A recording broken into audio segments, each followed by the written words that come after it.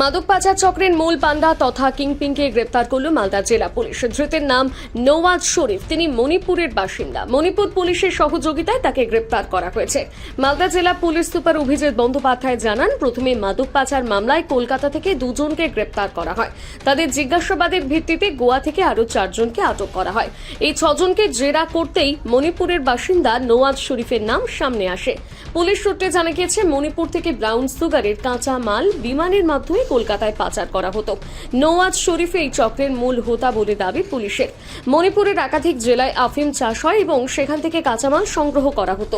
পাশাপাশি মায়ানমার থেকে ব্রাউন সুগারের কাঁচামাল এনে তা কলকাতায় পাঠানো হতো বলে প্রাথমিক তদন্তে উঠে এসেছে।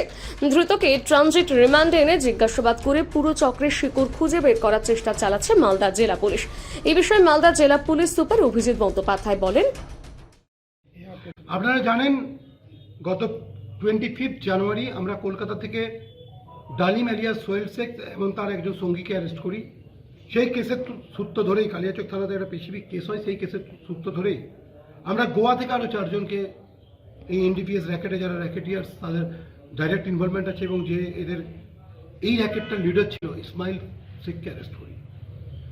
আমরা এটাতে জানতে পারি যে মণিপুর থেকে এরা ড্রাগের যে ক্রুড ম্যাটেরিয়াল, ব্রাউন সুগার তৈরির জন্য যে ক্রুড ম্যাটেরিয়াল সেটাকে এরা নিয়ে আসছে এবং এটা ফ্লাইটে করে নিয়ে আসছে, ফ্লাইট ইউজ করে নিয়ে আসছে, প্লেনে করে। আমরা সেই কেসের ইনভেস্টিগেশনে নেমে ইসমাইলকে, ডালিমকে, এদেরকে যখন জিজ্ঞাসাবাদ করি তখন আমরা একজনের নাম পাই। তার নাম নওয়াজ শরীফ। এর বাড়ি কিয়ামগেই মুসলিম আওয়াং লেইকেই, মণিপুরের ওখানে ইরিলপাং বলে একটা জায়গা আছে ইস্ট ইম্ফল ডিস্ট্রিক্টে, সেখানের বাড়ি। আমরা এর একদম ডাইরেক্ট ইনভলভমেন্ট এবং পাই যে এই হচ্ছে ওখানকার কিংপিন, যে মালটা ওদের সাপ্লাই করে। আমরা তার সঙ্গে ব্যাংকের ডিফারেন্ট ট্রানজ্যাকশন, ওর সাথে এদের কথোপকথন, এগুলো সব পাই। এই ডকুমেন্টারি এভিডেন্স নিয়ে আমরা যখন কনফার্মড হয়ে যাই যে নওয়াজ শরীফ ওখান থেকে এই র্যাকেটটা মনিটর করছে, ওখান থেকে ক্রুড ম্যাটেরিয়াল পাঠাচ্ছে, এর জন্য যে ওপিয়াম এক্সট্রাক্ট দরকার সেটাকে পাঠাচ্ছে এখানে। তো এবং পুরো এই যে অ্যারেঞ্জমেন্টটা, ওখান থেকে প্লেনে করে কলকাতা এয়ারপোর্টে পাঠানো, সেখান থেকে সেটাকে কেউ নিয়ে কালেক্ট করে এদের কাছে পৌঁছে দেওয়া, এই ব্যাপারটাও পুরোপুরি মনিটর করছে ইসমাইল শেখের সঙ্গে।